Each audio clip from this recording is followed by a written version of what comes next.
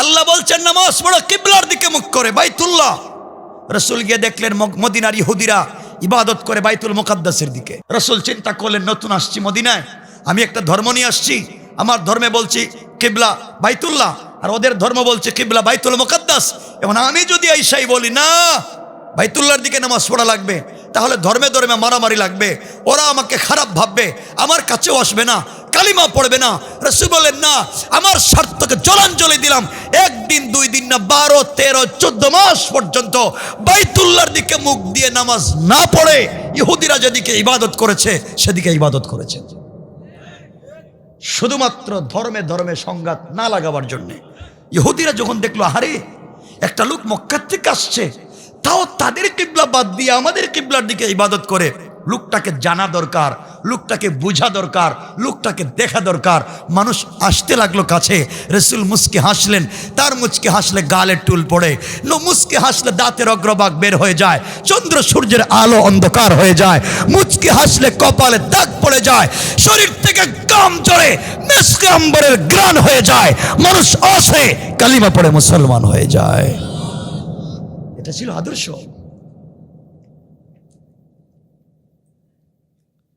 আল্লাহকে ওয়াস্তে এজন্য আমরা একসাথে চলবো, আমরা কাউকে আঘাত করব না, আমরা কাউকে গালি দিব না ইনশাআল্লাহ। আপনারা আমাকে একটা প্রমাণ দেখান যে রাসূল কোন বিধর্মীকে আঘাত করছেন, একটা প্রমাণ বলেন আপনারা আছে? রাসূল কোন বিধর্মীদের ইবাদত খানার মধ্যে আক্রমণ করেছেন? তাহলে আমরা কেন করি যাই, কেন করি? তোমার আমার দুশ্মন হিন্দু বৌদ্ধ ইহুদি খ্রিস্টান নয়, তোমার আমার দুশ্মন আমার মতো টুপিওয়ালা পাঞ্জাবিওয়ালা দাড়িওয়ালা পাগড়িওয়ালা নাই। আজ ইসলামের সবথেকে বড় মুনাফিক আর গাদ্দার। ইসলামের ক্ষতি করছি আমরা আর দোষ দিচ্ছি আরেকজনের উপরে। কষ্ট পাইলেন আমার কথায়? একটু হাত উঠে দেখেন কারা কারা কষ্ট পাইছেন। অনেকই দেখছি হাত উঠেছে। কষ্ট পাইলেন আপনারা? কি বলতে চাই শোনেন, হাসবেন না, দিলে বড় ব্যথা। শোনো মুসলমান, এতক্ষণ বললাম সামাজিক অবক্ষয়, এখন পার্সোনাল সামাজিক অবক্ষয় মুসলিমদের মধ্যে দেখেন কোথায় আছে। আগেই বলেছি এখানে খবর নেন, অনেক মুরব্বী আছেন দাড়িওয়ালা, অনেক মুরব্বী আছেন পাঞ্জাবিওয়ালা, অনেক মুরব্বী আছেন মাথায় টুপি আছে। খবর নেন। উপজেলার নাম কি? ইউনিয়নের নাম টেংরা ইউনিয়নে। খবর নেন, বহুত মুরব্বী পাবেন নামাজের পরে সুদের ব্যবসা করে। আপনি তো টাটকা শয়তান। আপনি যদি অরিজিনাল ফরমালিন নির্ভেজাল একবারে টাটকা শয়তান দেখতে চান, যারা মুসলমান নাম দিয়ে সুদের ব্যবসা করে এদের তো থাকবার অধিকার নাই। আপনারা শয়তানি করছেন। কথা শোনেন, অল্প অল্প করে বলছি, আমি লম্বা কথা বলবো না।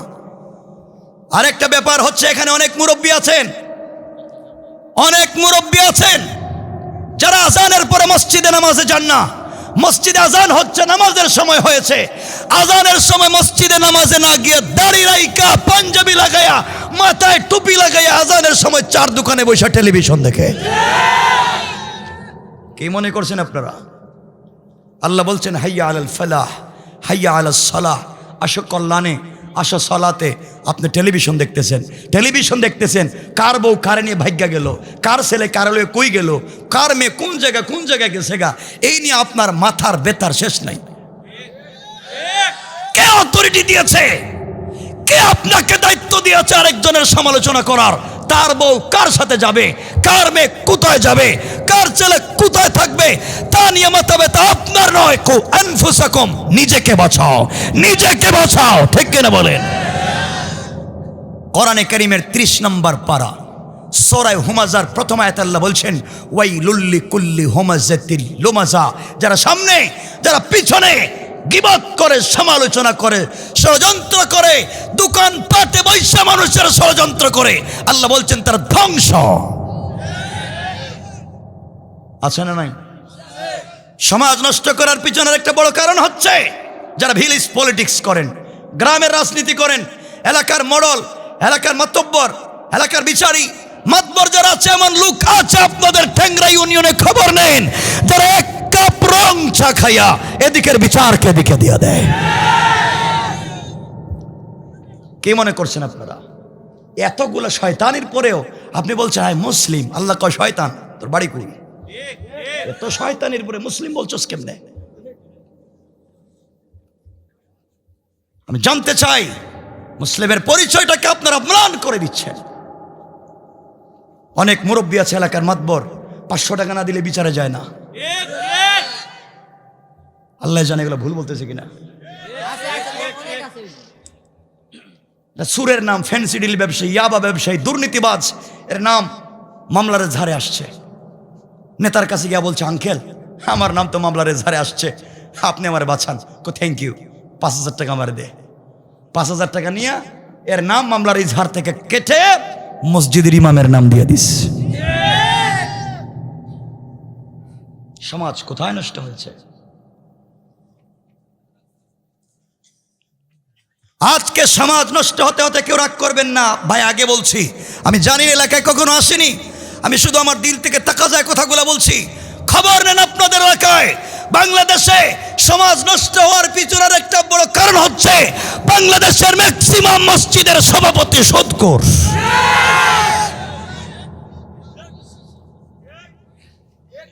আমি মরে যাব, একদিন থাকবো না, আমার কথা কোর্ট করা থাকবে, আমার কথা থাকবে আমি যা বলছি। বাংলাদেশের ম্যাক্সিমাম মসজিদের সভাপতি সুদখোর, ক্যাশিয়ার ঘুষখোর, সেক্রেটারি দুর্নীতিবাজ, চাঁদাবাজ, বদমাশ, ফেন্সিডিল ব্যবসায়ী, ইয়াবা ব্যবসায়ী, গরিবের জায়গা দখল করছে, বিধবার বাড়ি দখল করছে, এতিমের রাস্তা বন্ধ করে টাকা মেরে খাইছে।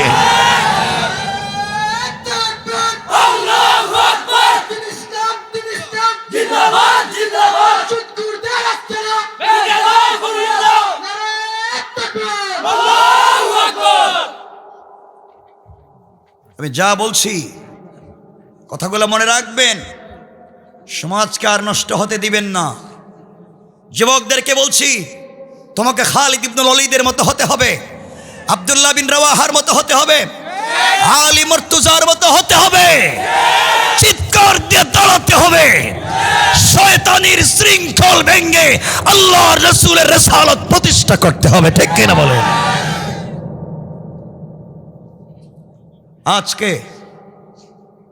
আজকে কোনো জায়গায় শান্তি নাই। আপনাদের কষ্ট হচ্ছে ভাই? শোনেন, আরে শোনেন বাবা, শোনো, আমি যা বলতে চাই শোনেন। আজকে এত খারাপ হচ্ছে মসজিদে, যেখানে উলামায়ে কেরাম যারা আসছেন, আইম্মায়ে কেরাম যারা আসছেন, খুতাবায়ে আযম যারা, রাগ করবেন না, হুজুর যারা আছেন, আজকে উলামায়ে কেরাম যারা মসজিদের মিম্বরে বসে সত্য কথা বলেন না জুমাবারে, কারণ বললে চাকরি থাকবে না। চাকরি, আপনি চাকরি বাদ দেন, কালকে চাকরি ছেড়ে দেন, আপনার চাকরি করার কোনো দরকার নাই। যে চেয়ারে বসে সত্য কথা উচ্চারণ করা যায় না, আপনি এই চেয়ারের যোগ্য নয়। এই চেয়ারে বসেছিলেন আমার রাসূল, এই চেয়ারে বসেছেন আমার আবু বকর, উসমান, আলী, এই চেয়ারে বসেছিলেন হযরত হুসাইন। তিনি বলেছেন ইয়াজিদের সঙ্গে কনফ্রমাইজ করে, স্যাক্রিফাইস করে মদিনার রাষ্ট্রে থাকতে চাই না, একজন মক্কুরকে আল্লাহর রাসূলের চেয়ারে বসাতে চাই না। আপনারা বসিয়ে রেখেছেন মসজিদের দায়িত্বে। ইমাম সাহেব সত্য কথা বলেন না, কারণ চাকরি শেষ, সকালবেলায় দেখবেন চাকরি নাই। শোনেন, কোরআনে আল্লাহ বলছেন রিজালুল্লাহ তুলহিহিম তিজারাতুম ওয়ালা বাইউন আন যিকরিল্লাহ। আপনার নামাজ পড়াইবার দরকার নাই, আপনি ব্যবসা করেন, ব্যবসা করে হালাল পথে ব্যবসা করে আপনি জান্নাতে যাইতে পারবেন, কারণ এই চেয়ারে বসার দরকার আপনার নাই। কথা শোনেন, আল্লাহকে ওয়াস্তে কি বলতে চাই শোনেন। কারণ উলামায়ে কেরাম নামাজের মধ্যে যে আয়াতগুলো তিলাওয়াত করেন, যে আয়াতগুলো নামাজে পড়েন, একটা আয়াতের বাস্তব ব্যাখ্যা যদি নিজের পঞ্চায়েতে, নিজের এলাকায় প্রতিষ্ঠিত হতো, খবর নেন আপনাদের টেংরা এলাকায় আমি জানি না এমন লোক আছে যা নিজের বউকে তালাক দেওয়ার পরে ডিভোর্স দেওয়া বউরে নিয়ে আবার গ্রামে থাকে। আপনারা শয়তান খুঁজে পাচ্ছেন।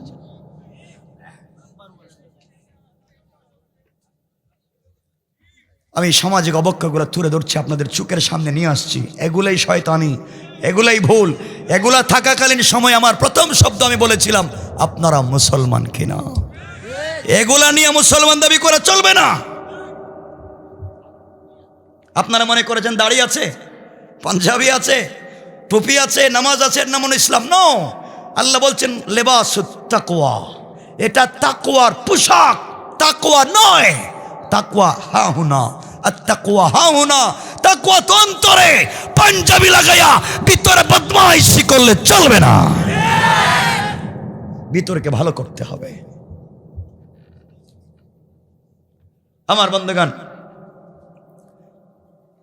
আমি কথা লম্বা করতেও চাইব না, আমি যা বুঝাতে চাই শুধু শুনবেন। আমার ভাইরা, আল্লাহকে ওয়াস্তে সমাজে ফিতনা করা চলবে না। এলাকায় আপনাদের মসজিদে এলাকায় মসজিদ আছে না? আপনাদের এলাকায় মসজিদ আছে না? আচ্ছা আচ্ছা, দরকার নেই, একটু কথা আমি সংক্ষেপ করব। শোনেন প্লিজ, শোনেন, আমি বলছি কি বলছি। দেখবেন মসজিদে বাচ্চারা নামাজে যায়, অনেক ছোট ছোট বাচ্চারা মসজিদে নামাজে যায়। আপনাদের এলাকায় যায় কিনা আমি জানি না। বাচ্চারা মসজিদে নামাজে আসে, কিছু মুসল্লিরা এদেরকে ধাক্কায় মসজিদে বাইর করে দেয়। ট্যাংরায় আছে এটা, বাচ্চা যাও পিছনে যাও, গেছে গা এক কাতার পিছনে। আরেকজন এসে বলছে এই বাচ্চা পিছনে যাও, আরেক কাতার পিছনে। আরেকজন এসে বলছে এই বাচ্চা আরেকটু পিছনে যা, গেছে আরেক কাতার পিছনে। বাচ্চা যাইতে যাইতে মসজিদ থেকে বারান্দায় চলে গেছে। দূর, আর জীবনে আর মসজিদে যেতাম না। কেন আপনি বাচ্চাকে মসজিদ থেকে বাইর করছেন? কেন বাচ্চাকে কেন বাইর করছেন আমাকে বলেন? কিছু কম না, কেন বের করেছেন? বাচ্চা কি করছে মসজিদে? কথা বলবেন না আপনারা? শয়তানি করেছে, দুষ্টামি করেছে, চিল্লাচিল্লি করেছে, এই তো এই জন্য মসজিদ থেকে বের করতে বলেছে কে? এই বাচ্চা 7, 8, 10 বছর বয়সে মসজিদে নামাজে আসছে, আপনি তাকে মসজিদ থেকে বের করে দিয়েছেন। আপনার জানা দরকার ছিল, আপনি 7, 8, 10 বছর বয়সে মসজিদে তো যান নাই, শুধু যাত্রা গানে গিয়েছিলেন, যাত্রা গানে।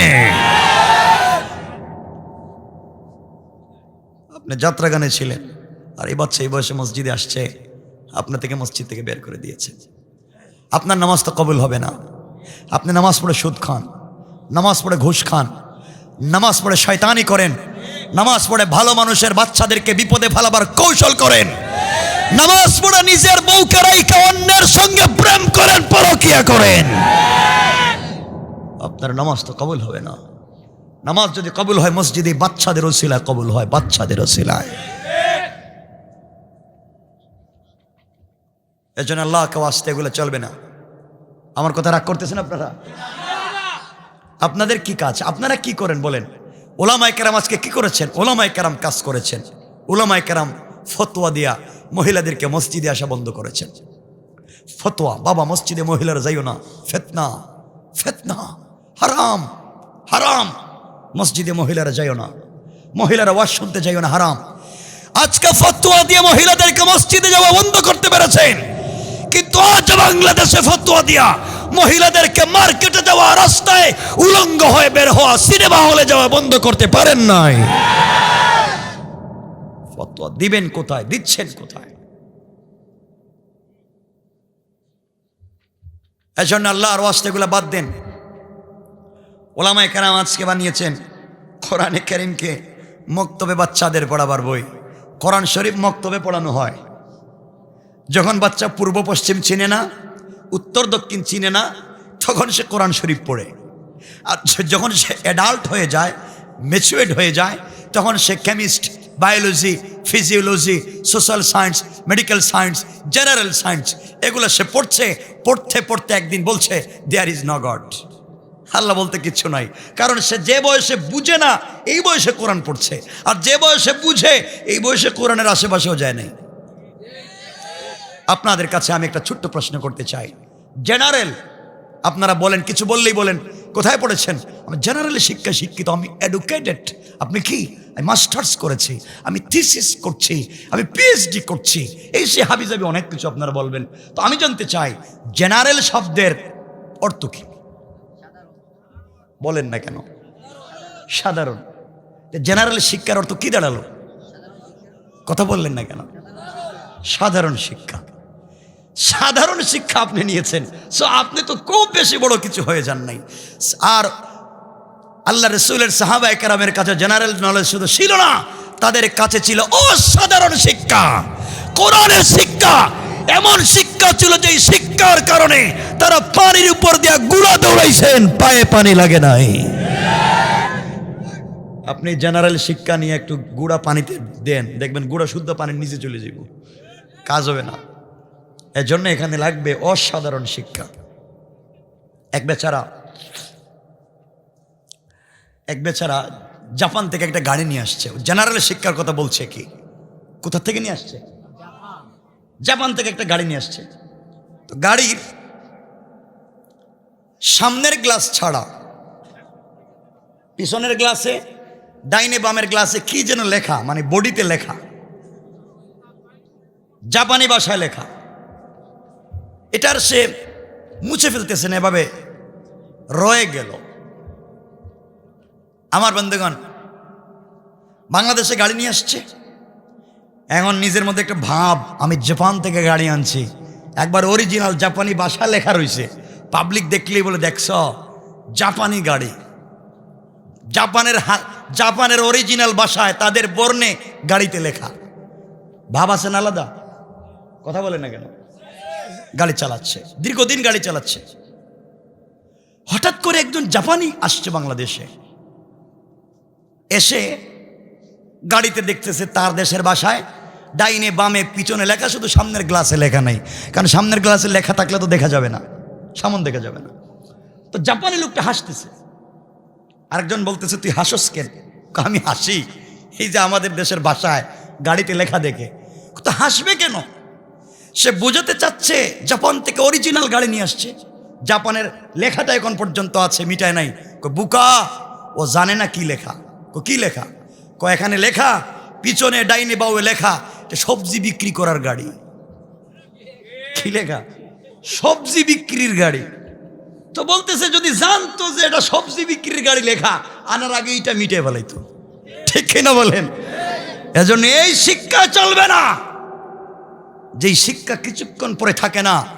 আমরা এমন একটা শিক্ষা চাই যেই শিক্ষা দুনিয়ায় চলে, কবরে চলে, পলসে রাতে চলে, কিয়ামতের দিনে বিনা হিসাবে জান্নাত পর্যন্ত নিয়ে যেতে পারে। ঠিক কিনা বলেন? আল্লাহ আমাদের কবুল করো। সবাই পড়েন আমিন। এজন্যে সমাজকে সুন্দর করতে দেন, মসজিদকে সুন্দর করেন। মসজিদ তো মাশাআল্লাহ অনেক সুন্দর সুন্দর মসজিদ করতেছেন আপনারা, কিন্তু আমি জানতে চাই, আপনাদের কাছে একটা প্রশ্ন রাখতে চাই, বিবেকের কাছে। আপনাদের জেনারেল নলেজের দরকার নাই, কমন সেন্সের কাছে আমার প্রশ্ন। আপনারা বলেন, আজ থেকে 50 বছর আগে আপনাদের এই ট্যাংরা ইউনিয়নে এখন যত মসজিদ আছে ছিল? ছিল? ছিল না। এখন যত মাদ্রাসা আছে ছিল? এখন যত আলিম উলামা আছে তা ছিল? 2-3 গ্রাম মিলে জানাজা পড়াবার জন্য 50 বছর আগে একজন আলিম পাওয়া গেছে না? হ্যাঁ, আলিম নাই, মসজিদ নাই, মাদ্রাসা নাই, কিন্তু ওই সময় সমাজে ট্যাংরা এলাকায় রাজনগরে যা ছিল তা হচ্ছে সকল মুসলমানের ঘর থেকে সকালবেলা কোরআনের তেলাওয়াত শোনা যেত। ছেলেরা রাস্তায় বসে আড্ডা দিচ্ছে, এলাকার কোনো মুরব্বী, এলাকার কোনো বড় ভাই রাস্তা দিয়ে যাচ্ছেন, দেখবার পরে আড্ডা বাদ দিয়ে যতটুকুন চৌকে দেখা যায় ততটুকুন দৌড়ে পালাইছে। আমাদের মায়েরা, আমাদের দাদি নানিরা 50 বছর আগে যদি কোনো প্রয়োজনে রাস্তায় বের হয়েছেন, তখন বড় একটা ছাতা নিয়েছেন, কোনো পুরুষ মানুষকে দেখলে সাইড দিতে দিতে খাদে পড়ে গেছেন। কথা বলেন না কেন? আর আজকে মসজিদের অভাব নাই, মাদ্রাসার অভাব নাই, গ্রামে গ্রামে আলিমের অভাব নাই। আমি জানতে চাই, চুরি ডাকাতি কমছে না বাড়ছে? কেন এত মসজিদ, এত মাদ্রাসা, এত আলেম? চুরি চামারি তো কমার কথা ছিল। এর অর্থ হচ্ছে মসজিদ মাদ্রাসা আলেম বাড়িয়ে লাভ নয়, মানুষের চরিত্র সংশোধনের কাজ করা লাগবে। আজকালকের যুবকেরা তো এত এত এডুকেটেড হইছে, জামাই শ্বশুরের কাছে গিয়া কয়, আব্বা আপনার কাছে সিগারেট আছে নি? সিগারেট। জামাই শ্বশুরের কাছে সিগারেট চায়। এগুলো আসেনি আপনাদের বাংলাদেশে? আল্লাহ কেউ আসতে এগুলো বাদ দাও। আপনারা কিনে ফেতনা করেন? আপনাদের ফেতনা হইল কে নাবির নিচে হাত বাঁধে, কে বুকের উপরে হাত বাঁধলো, কে জোরে আমিন বলে, কে আস্তে আমিন বলল, কে ইয়া নবী সালাম আলাইকা বলল, কে বলল না মায়ের শুরু। এই তো চলছে। এগুলো কি ব্যাপার? আমি বলছি টুপি নাই নামাজ পড়, পাঞ্জাবি নাই কাপড় ছাড়াও নামাজ পড়, ফিতনার দরকার নাই। জাতিকে ঐক্যবদ্ধ করেন, চক্ষু বন্ধ করে দেখেন গোটা পৃথিবীর মুসলমানরা নির্যাতিত। আর মারামারি কইরেন না করে। যারা আমার কিবলার দিকে মুখ করে সালাত পড়ে, যারা আমার হাতের জবাই করা পশুর গোশত খায়, তারা আমার ভাই। এই চিন্তা নিয়ে চলেন, মুসলমানকে ঐক্যবদ্ধ করেন, নিজের ঘরে আর আগুন জ্বালাইয়েন না। হুজুরদের কাজই তো হচ্ছে এটা, হুজুরদের কাজই হচ্ছে। শোনেন, দেখেন কি হয়, আমি বলছি না। দেখেন আমরা এমন একটা সংস্কৃতি নিয়ে পৃথিবীতে বসবাস করি, 4 মাযহাব, হানাফি, শাফিঈ, মালিকি, হাম্বলি, 4 মাযহাবের চর্চা এই পৃথিবীতে আছে না? নাই। কোন মাযহাব ভুল বলা লাগবে আপনাদের? কোন মাযহাব ভুল? 4 মাযহাব ঠিক আছে। যে যার ভাল লাগে করবে, আপনি ফিতনা করবেন কেন? আপনি গ্রামে মসজিদ কেমনে হয় জানেন? ওয়াইশা মসজিদে জোরে আমিন বলছে, পাবলিক দৈরেও রাস্তা মতো ভিড়েছে, আর মসজিদে আসিস না। পরের দিন বললো ঠিক আছে, এই মসজিদে যখন যাওয়া যায় না, আমরা নতুন করে একটা মসজিদ তৈরি করি। এই মসজিদে হাত উঠাইয়া নামাজ পড়ে না, উপরে উঠায় না, নিচে নামায় না। পাবলিক বলে হাত উঠাস না কেন, এখানে ভাঙ্গে রেখে দিছিস কেন? আমি উঠাবো না। তুই এর মসজিদে আসিস না। আসতামই না যখন, কালকে আরেকটা মসজিদ বানাবো। তাহলে একই পঞ্চায়েত ভেঙ্গে টুকরা টুকরা হচ্ছে, সমাজ ভেঙ্গে খান খান হচ্ছে। বাবা এক মসজিদে নামাজ পড়ে, ছেলে আরেক মসজিদে নামাজ পড়ে, আছে না নাই? আর বাংলাদেশটা তো সুন্দর বাংলাদেশ, বউ নির্বাচনে খাড়া, স্বামীও নির্বাচনও খাড়া, ছেলেও খাড়া, 3 জন চেয়ারম্যান নির্বাচন। ভোট দিত কারে? এই দেশে বসবাস করছি আমরা। আল্লাহ কাছে ভাই, ফিতনা বাদ দেও, আর কোনো ফিতনা সমাজে চলবে না। আমি জানতে চাই না, আমি জানি অনেকেই অনেক বড় বড় পীরের মুরিদ আপনারা, বড় বড় যেমন শাহজালাল, মুজাররিদ ইয়ামানি, বুজুর্গ আলেম, কোনো সন্দেহ নাই, বুজুর্গ আলেম সন্দেহ নাই। শোনো যুবকদেরকে বলছি, এখানে মদকুর, জুয়াকুর, ফেন্সিডিল, ইয়াবা ব্যবসায়ীও যদি থাকে, একজন শাহজালালের চাইতে বহুত দাম আছে তার। এটা আমার কথা আপনারা বুঝেন নাই, কারণ শাহজালাল মৃত, মরা, আর আমি এখনো জিন্দা। আজকে রাত্রে শাহজালাল চাইলে কোরআনের একটা অক্ষর তেলাওয়াত করতে পারবেন না। শাহজালাল চাইলে আজকে তাহাজ্জুদের নামাজ পড়তে পারবেন না, আর আমি চাইলে আজকের সারা রাত্র তাহাজ্জুদে কাটাইয়া দিতে পারবো। ঠিক কিনা বলে? হায়াতে জিন্দেগির অনেক দাম, জীবনের অনেক দাম। জিন্দা মানুষ হইয়া মরা মানুষের কাছে যাও, মাজারে বাতি জ্বালাও, মোমবাতি দেও। সারা জীবন গড়া অন্ধকার ছিল, মরার পরে গুরুস্থানে লাইট জ্বালায় কোনো লাভ নাই। এগুলা বাদ দেও। ইন্নাহু মান ইউশরিক বিল্লাহ, কোরআনের আয়াত, ইন্নাহু মান ইউশরিক বিল্লাহ ফাকাদ হারামাল্লাহু আলাইহিল জান্নাহ ওয়া মাওয়াহুন নার ওয়া মা লিয-যালিমিন মিন আনসার। যারা শিরিক করলো তার জন্য জান্নাত হারাম, জাহান্নাম ওয়াজিব, কিয়ামতের দিন কোনো সাহায্যকারী থাকবে না। আপনারা তো 2 পীরের মুরিদ, যেই পিসাব না হইলে এই পিসাব আমারে বাঁচাইব। আল্লাহর ওয়াস্তে ভাই, কিয়ামত এমন একদিন, যেই দিনে মুসার মতো পয়গম্বর আল্লাহর আরশে আজিমের পিলার ধরে কাঁদবেন আর বলবেন, আল্লাহুম্মা লা আসআলুকাল ইয়াওমা উম্মতি ওয়ালা আখি ওয়ালা উখতি ওয়ালা আবি। আল্লাহ, আজকের দিনে আমি মা বাপ কাউকে চাই না, আসআলুকাল ইয়াওমা নাফসি নাফসি, আল্লাহ আজকের দিনে তুমি আমারে বাঁচাও। কে কাকে বাঁচাবে? কেউ নয়। ইভেন তোমার রাসূল আমার রাসূলও কথা বলতে পারবেন না যতক্ষণ পর্যন্ত আল্লাহ ইজাজত আর অনুমতি না দিবেন। বিশ্বাস হয় আপনাদের? বিশ্বাস হয়? আল্লাহর ওয়াস্তে বলছি যুবকেরা শোনো, আমি একটা মেসেজ দিচ্ছি, 12:15 হচ্ছে, আপনাদের কষ্ট হচ্ছে মনে হয়? বেশি লম্বা করবো না। আর ভাই শোনো, আমি ডায়েরি খুলে দেখেন, আমি ডায়েরিতে এটা লিখিও না। ভাই বলছে আমার কক্সবাজার প্রোগ্রাম ছিল, 1 সপ্তাহ সফর আসছি, তাও ভালোবাসার টানে কথা বলছি। ঠান্ডার সময় আপনারা কষ্ট পাচ্ছেন, আগামীতে বলবো যেন একটা বড় প্যান্ডেল করেন, পুরো এলাকার মানুষকে দাওয়াত করেন। আর শয়তানি ওয়াসওয়াসা এগুলোর থেকে বাদ দিয়ে ভালো মানুষ হওয়া লাগবে, রাখবেন। আল্লাহর ওয়াস্তে যে কথাগুলো বলতে চাই, যুবক তোমাদেরকে একটা ইনফরমেশন দিতে চাই, সেটা হচ্ছে আমি বলবো না আজকে যুবক তোমরা সিনেমা দেখতে যাইও না, গান বাজনাতে যাইও না, মদ জুয়া ইউজ করো না। আমি এটা বললে বলবা ঠিক, আলহামদুলিল্লাহ, কিন্তু কালকে আবার করতে পারো। ঠিক বললাম না? করতে পারো। সো আমি তোমাদেরকে কথা বলবো না, তোমাদের কাছে একটা বার্তা নিয়ে আসছি রাসূল পাকের পক্ষ থেকে। কোরআন আমাকে বলছে আপনি কোথায় যাবেন। আমি বললাম আজকে প্রোগ্রামে রাজনগর যাব। কোরআন বলছে চলার পথে আমি কথা বলতে পারি। কোরআনের শৈল্পিক উচ্চারণ, কোরআনের বাচনভঙ্গি, কোরআনের স্পেশাল শব্দচয়ন পৃথিবীর মানুষকে আকৃষ্ট করেছে। কোরআন বলছে 13 নম্বর পারা 14 নম্বর সূরা ইব্রাহিমের প্রথম আয়াতে আলিফ লাম রা কিতাবুন আনজালনাহু ইলাইকা লিতুখরিজান নাসা মিনাজ জুলুমাতি ইলান নূর। কোরআন বলছে আমি একটা লাইট, আমি একটা ম্যাগনেট, আমি একটা চুম্বক। যেখানে অন্ধকার দেখবেন, যেখানে অন্যায় দেখবেন, সেখানে আমি কোরআনকে লাগিয়ে দিবেন, অন্ধকার থাকবে না, আলোকিত হয়ে যাবে। কোন সুবহানাল্লাহ। আজকে কোরআন শরীফ মসজিদে আছে, কোরআন মাদ্রাসা আছে, তো এখানে থাকার কথা বলছে কে? কেন? আল্লাহ বলছেন বলবেন না, আমি না বলা বলেন বলেন, আল্লাহ কথা জীবনেও কয় নেই। আল্লাহ বলছেন কোরআন যেখানে অন্যায় সেখানে থাকবে, অন্যায়কে দূর করবার জন্য। আজকে কোরআন আছে মসজিদে, কোরআন আপনাদের বাজারে নাই।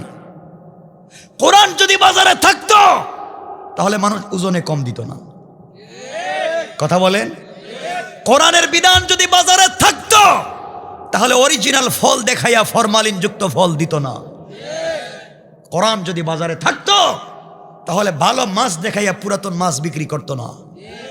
এর অর্থ হচ্ছে কোরআন তার কাছে নাই, সে বুঝে না। কোরআন আপনারা রাখছেন মসজিদে, বাবা থাকো, আর পাবলিক চুরি চামারি যা পারে করুক। আপনারা শুধু পড়বেন আর জানবেন আর বাস্তবে আমল করবেন না, তা হবে না। আমার রাসূল, আমার বিশ্বনবী, তিনি মসজিদে নববীর মুতাওয়াল্লি ছিলেন, সভাপতি ছিলেন। মসজিদে নববীর মুতাওয়াল্লি আমার নবী, মসজিদে নববীর খতিব ছিলেন বিশ্বনবী, মসজিদে নববীর ইমাম ছিলেন আমার রাসূল। পাশাপাশি মদিনা নামক রাষ্ট্রের প্রেসিডেন্টও ছিলেন, মদিনার বাজারের সব থেকে বড় ব্যবসায়ী ছিলেন। না ছিলেন না? নবীজি শুধু নিজে একা ব্যবসা করেন নাই, নিজের স্ত্রী আমাদের মা কলেজার টুকরা খাদিজাতুল কুবরা, তিনি তো ছিলেন বিজনেস ম্যাগনেট। মক্কায় তার মতো শিল্পপতি টাকাওয়ালা বিজনেস ম্যাগনেট আর কেউ ছিল? কথা বলেন, আর কেউ ছিল? এই ওয়াজ তো শুনছেন, তো কয়জন মহিলা এলাকার ব্যবসা করে? আমরা বুঝান সমাজটা আসলে কোন জায়গায়, ইসলাম কোন দিকে, আর আপনি আমি কোন দিকে। আপনারা শোনেন আমার কথা, আপনারা যা বানাইছেন, আপনারা বানাইছেন বউকে ঘরের কাজের বুয়া, বউরে বানাইছেন কাজের বুয়া। বউ তুমি সারাদিন কাজ করো, ঘুম থেকে উঠছো, রান্না বান্না শুরু করো, ঘর মুছো, ঘর ঝাড়ো, ওয়াশরুম টয়লেট পরিষ্কার করো, মা বাপ 14 গোষ্ঠীর কাপড় ধুইয়া দাও, সবার নাস্তার ব্যবস্থা করো, খাবারের ব্যবস্থা করো, এরপরে বাচ্চাদের টিফিনের ব্যবস্থা করো, ওগুলার নিয়ে স্কুলে যাও, স্কুল থেকে নিয়ে আসো, ওগুলার ভালো মতো পড়াও, আমার মেহমান আসলে এদেরকেও খাওয়াও, ঘর মুছো ঝাড়ু দেও, সব তুমি করো। এই তো, যদি গরু ছাগল থাকে তাও দেখো, হাঁস মুরগ থাকলে তাও দেখো। এরপরে কাজ করতে করতে বউ রাত্রবেলা যে খাইছে না না খেয়ে ঘুমাচ্ছে এই খবরটা পর্যন্ত একটা স্বামী নেয় না। কথা বলেন না কেন?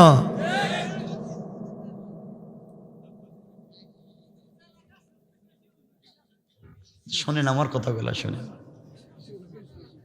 আমার কথাটা শুনে, আমি এগুলো বুঝি না, আমার কথা বুঝেন আপনারা। এজন্য বলতে চাই, বুঝো যুবকেরা, যুবক তোমাদেরকে যে ইনফরমেশন আজকে দিতে চাই শোনো। আমি একটা কথা বলবো, আল্লাহ জানে যদি আমার কলিজা বের করে তোমাদেরকে বুঝিয়ে দিতে পারতাম তাইলে শান্তি পাইতাম। যুবক, তুমি বন্ধুদের পাল্লায় পড়ে সিনেমা হলে গিয়েছো সিনেমা দেখতে, বন্ধুদের পাল্লায় পড়ে সিনেমা দেখতে গিয়েছো, সিনেমা চলছে, ঘড়িতে দেখছো নামাজের সময় হয়েছে। যুবক, সিনেমা হলের একটা কর্নারে তুমি নামাজে দাঁড়িয়ে যাও, তোমার পায়ে ধরে বলছি তুমি নামাজে দাঁড়িয়ে যাও। বন্ধুদের পাল্লায় পড়ে মদের বারে গিয়েছো, ডান্স চলছে, নর্তকীরা গান গাচ্ছে, উলুধ্বনি দিচ্ছে, তোমার হাতে মদের বোতল, আজান হয়েছে, বোতলটা টেবিলে রাইখা দাও, আগে সালাতটা পড়ো, আগে সালাত, আগে সালাত। যুবক, বন্ধুদের পাল্লায় পড়ে ফেন্সিডিলের বারে গিয়েছ, সবাই ফেন্সিডিল খেয়ে মাতাল, নামাজের সময় হয়েছে, বোতলটা পকেটে রাইখা দাও, আগে নামাজে দাঁড়িয়ে যাও, আগে নামাজটা পড়ে ফেলো, আগে নামাজ। ও যুবক, বন্ধুদের পাল্লায় পড়ে আবার ট্যাবলেট হাতে নিয়েছ, এক পাতার ট্যাবলেট, আজানের সময় হয়েছে, আগে নামাজে দাঁড়িয়ে যাও, আগে নামাজে দাঁড়াও, ট্যাবলেটটা রাইখা দাও। ও যুবক, বন্ধুদের পাল্লায় পড়ে জিনা করেছ, নামাজের সময় হয়েছে, তুমি অপবিত্র, পবিত্র হয়ে তুমি ওখানেই নামাজে দাঁড়িয়ে যাও। যুবক, তোমার মাথায় যদি পাগড়ি থাকে, পাগড়ি পরে নামাজে দাঁড়িয়ে যাও, পাগড়ি যদি না থাকে টুপি পরে নামাজে দাঁড়িয়ে যাও, টুপিও যদি না থাকে খালি মাথায় নামাজে দাঁড়িয়ে যাও। ও যুবক, তোমার শরীরে যদি পাঞ্জাবি থাকে পাঞ্জাবি পরে নামাজে দাঁড়িয়ে যাও, পাঞ্জাবি যদি না থাকে একটা শার্ট পরে নামাজে দাঁড়িয়ে যাও, শার্টও যদি না থাকে ছোট্ট একটা টি শার্ট পরে নামাজে দাঁড়িয়ে যাও, তাও যদি তোমার না থাকে একটা সেন্ডু গেঞ্জি পরে নামাজে দাঁড়িয়ে যাও, তাও যদি তোমার না থাকে খালি গায়ে নামাজে দাঁড়িয়ে যাও। ও যুবক, তোমার যদি একটা প্যান্ট থাকে প্যান্ট পরে নামাজে দাঁড়িয়ে যাও, প্যান্ট যদি না থাকে পায়জামা পরে নামাজে দাঁড়িয়ে যাও, পায়জামাও যদি তোমার না থাকে শুধুমাত্র হাঁটু থেকে নাভি পর্যন্ত ঢাকো, তাও নামাজে দাঁড়িয়ে যাও। ও যুবক, এই কাপড় যদি না থাকে খালি গায়ে উলঙ্গ অবস্থায়, তাও তুমি নামাজে দাঁড়িয়ে যাও। যুবক, যদি পানির ব্যবস্থা থাকে অজু করে নামাজে দাঁড়িয়ে যাও, পানির ব্যবস্থা না থাকলে তায়াম্মুম করে নামাজে দাঁড়িয়ে যাও, তায়াম্মুমের যদি কোনো ব্যবস্থা নাই, অজুরও কোনো ব্যবস্থা নাই, খালি গায়ে উলঙ্গ অবস্থায় বিনা অজুতে বিনা তায়াম্মুমে, তাও তুমি নামাজে দাঁড়িয়ে যাও, তাও তুমি সালাত পড়ো। আমার বিশ্বাস, ইন্না সালাত তানহা আনিল ফাহশাই ওয়াল মুনকার, এই সালাতই একদিন তোমাকে বাঁচাইয়া বাঁচাইয়া সকল অশ্লীলতা থেকে হেফাজত করে আল্লাহ পর্যন্ত পৌঁছাইয়া দেবে ইনশাআল্লাহ। এরপরও নামাজটা পড়ো, এরপরও নামাজ পড়ো, কারণ নামাজের মাধ্যমে বান্দা বান্দা থাকে না, বন্ধু হয়ে যায়। মুসা কালিমুল্লাহ আল্লাহর কাছে বলেছেন, আল্লাহ, তুর পাহাড়ে গিয়ে বলছেন, আল্লাহ আপনি কোথায় আর আমি কোথায়? আল্লাহ বলছেন, মুসা তুমি বলো আমি কোথায় আর তুমি কোথায়? মুসা বলছেন, আল্লাহ আমি তো তুর পাহাড়ের নিচে, আপনি মনে হয় তুর পাহাড়ের উপরে। আল্লাহ বলছেন, মুসা না, তুমি তুর পাহাড়ের নিচে, আমি তুর পাহাড়ের উপরে নাই, বরং তোমার আর আমার মধ্যখানে 70,000 নূরের পর্দা। এত দূর থেকে তোমার সঙ্গে আমি কথা বলবো। মুসা চোখের পানি ছেড়ে বলছেন, আল্লাহ জীবনে কি এমন কি কোনোদিন আসবে যে আপনার কারোর সাথে সরাসরি কথা বলবেন? আল্লাহ বলছেন, ও মুসা, তাহলে শোনো, কিয়ামতের আগে আমার একদল গুনাহগার গোলাম দুনিয়ার জমিনে আসবে, গুনাহ করবে, তাও যদি তারা গভীর রাত্রে সিজদায় পড়ে আমি আল্লাহকে আল্লাহ বলে ডাক দেয়, আমি আরশে আজিমে থাকবো না, সাথে সাথে নামাজের জায়গায় হাজির হয়ে যায়।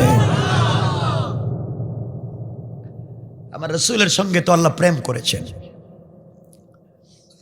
1 মিনিটে কতটা বুঝাইয়া দেই।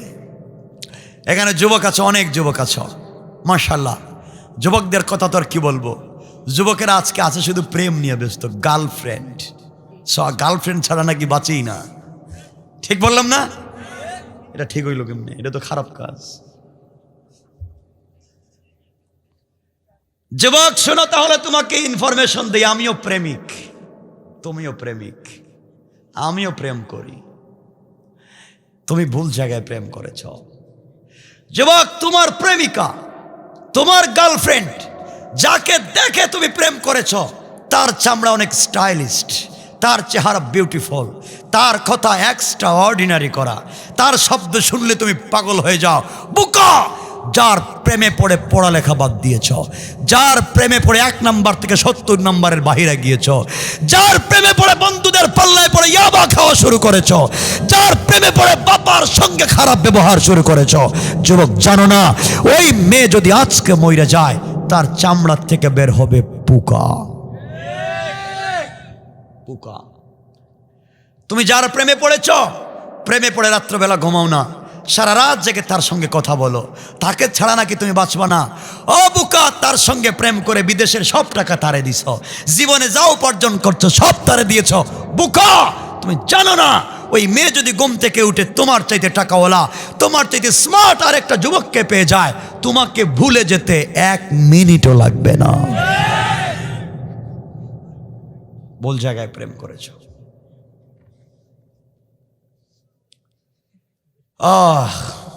আর যদি রবের সাথে প্রেম করতা, আমার রব আমার নবীকে মাঝে মাঝে ডাক দিয়ে বলতেন, ইয়া আইয়ুহাল মুদ্দাসসির, ইয়া আইয়ুহাল মুজাম্মিল, কুম ফানজির, ওয়া রাব্বাকা ফাকাব্বির, ওয়া সিয়াবাকা ফাতাহির। ও চাদরওয়ালা চাদর থেকে বের হও, কম্বলওয়ালা কম্বলের নিচ থেকে বের হও। ও মোহাম্মদ, তোমার সাথে আমার প্রেম, তুমি খাদিজার কম্বলের নিচে, আমি আল্লাহর সহ্য হয় না, খাদিজাকে কম্বলের নিচে রাখো, ফাতেমাকে আরেক পার্শ্বে রাখো। বন্ধু, ঘুম থেকে উঠে যাও, তুমি খাদিজার সঙ্গে ঘুমায় থাকবা। লা তাখুযুহু সিনাতুম ওয়ালা নাওম, আমি আল্লাহ ঘুমাচ্ছি না তোমার সঙ্গে কথা বলার জন্য। বন্ধু, একটাবার উঠো, তুমি কম্বলের নিচে। আল্লাহু আরশিস ইস্তাওয়া, আমি আরশে আজিমে, আমার ভাল লাগে না, একটাবার ঘুম থেকে উঠে সিজদায় পড়ে সুবহান বলে আমাকে ডাক দাও। আমি আরশে আজিমে থাকবো না, আমি তোমার ঘরের দরজায় হাজির হয়ে যাব। দরজায়। সে রবকে কেন চিনছ না? আল্লাহকে ওয়াস্তে আমরা সেই রবের পথে চলবো। বলেন ইনশাআল্লাহ।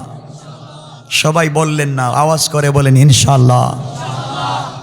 রবের পথে যদি চলি, রব আমাদেরকে বিপদে ফেলে দিবেন না। এমন একদিন আসবে যেদিন আপনি সবাইকে দিতে চাইবেন, কিন্তু আল্লাহ বলবেন, গোলাম তোকে ছাড়া যাবে না।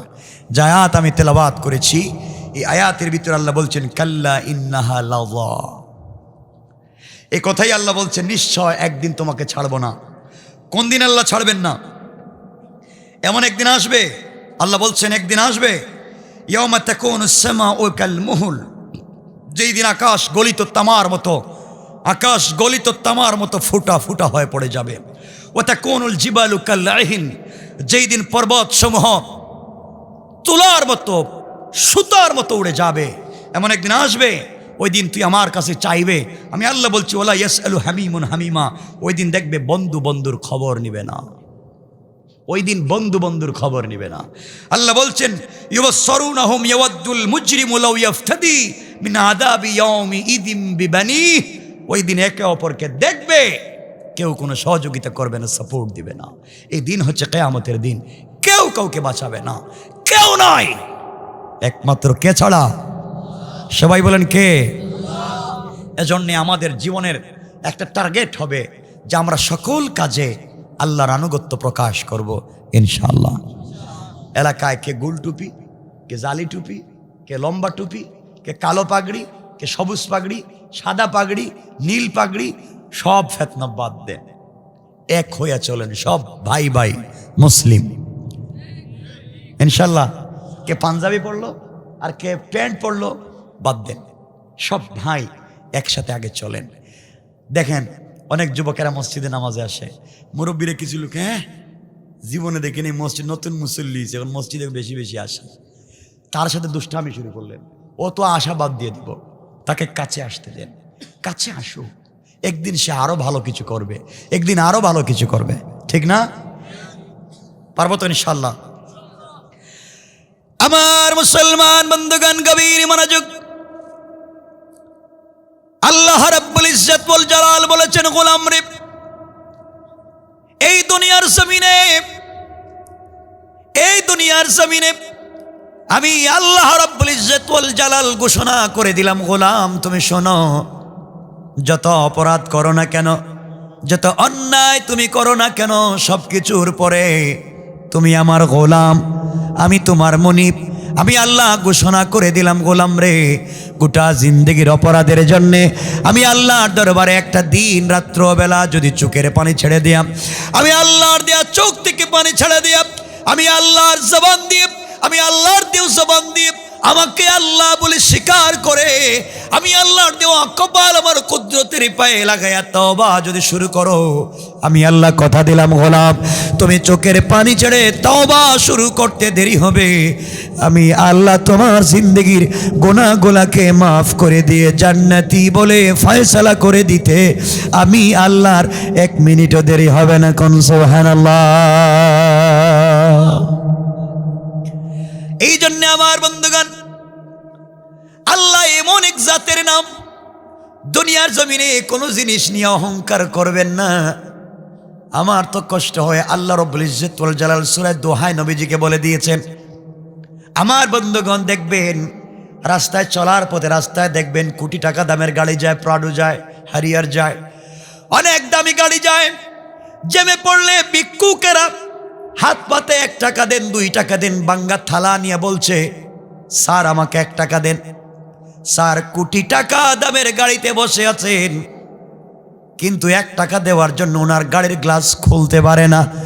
আমার বন্ধুগণ, যে আল্লাহ আপনাকে কোটি টাকা দামের প্রাইভেট কারে বসাইয়া আর ভিক্ষুককে ভাঙ্গা থালা দিয়ে রাস্তায় দাঁড় করিয়ে দিয়েছেন, আপনি যদি অহংকার করেন, আমার আল্লাহ চাইলে আপনাকে প্রাইভেট থেকে বের করে আর ওই ফকিরকে প্রাইভেটে বসায়া আপনাকে ভাঙ্গা তালা দৌড়াইয়া দিতে আমার আল্লাহর 1 মিনিটও দেরি হবে না। কোন ঠিক না?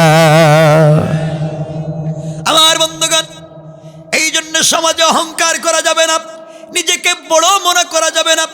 আল্লাহ চাইলে, আল্লাহর সঙ্গে যদি কেউ অন্যায় করে, আল্লাহ চাইলে 10 তলার থেকে থাবড়াইয়া গাছতলায় নামাইয়া দিতে 1 মিনিটও দেরি হবে না।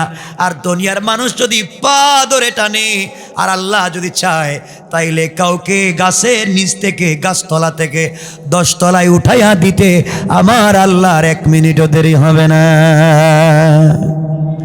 আমার বন্ধুগণ, কিছুদিন আগে আপনারা জানেন, নদীতে যাওয়ার সময়ে একটা লঞ্চে আগুন ধরেছে। আপনারা ভালো করেই জানেন, জালকাঠি যাওয়ার সময় আমি জানতে চাই, আগুন নিভাতে কি লাগে? কথা বলেন না? পানি দিয়া আগুন নিভায়। আল্লাহ ওই আগুনের, ওই পানির মধ্যে আগুন লাগালেন, কি দিয়ে নিভাবেন? কি দিয়ে নিভাবেন? এখন কি দিয়ে মোকাবেলা করবেন? আল্লাহ বলছেন, গোলাম রে, তোমরা কোন উপকরণের উপরে ভরসা করে চলবে না, আমি আল্লাহর সঙ্গে মস্কারা করবে না। তোমরা যে জিনিসের মাধ্যমে দিন মুছে দিতে চাও কৌশল করে, আমি আল্লাহ রাব্বুল ইজ্জত ওয়াল জালাল ওই জিনিসের মাধ্যমে দিন জিন্দা করে দেই। কোন ঠিক কিনা? এই জন্য আমার আল্লাহ কোরআনে কারীমের ভিতরে বললেন, আমার আল্লাহ বললেন, ওয়া মাকারু ওয়া মাকারাল্লাহ ওয়াল্লাহু খায়রুল মাকিরিন।